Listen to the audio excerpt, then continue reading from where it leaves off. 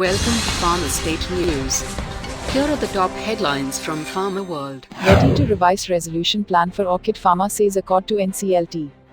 Chennai-based Accord Life Spec Private Limited on Wednesday told the tribunal that it was ready to revise its proposal to 615 crore rupees. GSK kicks off sale of $1.2 billion consumer health drugs, says sources. GlaxoSmithKline has kicked off the sale of some consumer health brands as it seeks to raise about £1 billion ($1.26 billion) before pressing ahead with a spin-off of its consumer healthcare business, sources told Reuters. Biocon receives EU GMP certification. The Bengaluru facility is the site where Biocon manufactures its portfolio of biosimilar products, including the biosimilar products on which the company partners with fellow drug maker Mylan. Indian pharma industry aspiring to grow to $120 to $130 billion by 2030, says Indian Pharmaceutical Alliance. The stakeholders also need to work on becoming the world's largest and most reliable high drugs supplier and achieve to grow to $120 United States dollars to $130 billion by 2030, IPA said. Glenmark Pharma gets tentative US FDA nod for clindamycin phosphate foam.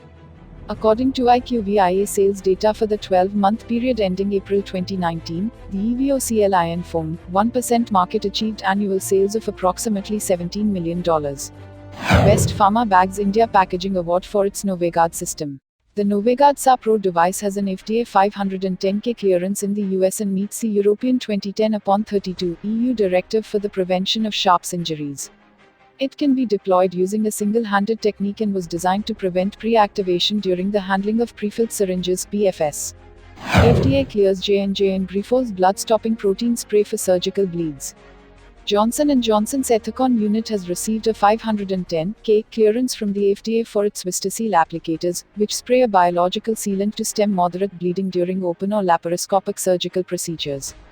Merck scouts replacements for CEO Frazier less than a year after scrapping retirement rules, says report.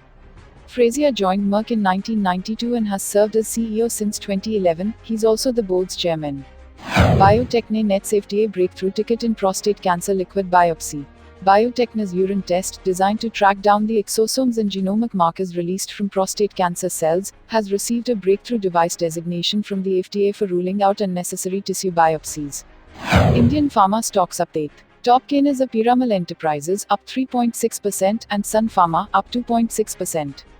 On the other hand, Orchid Pharma Limited, down 4.9%, and Wockhardt, down 3.9%, are among the top losers. For details, you can visit the news link shown with the news bite. And for quick pharma industry updates, download PharmaState app.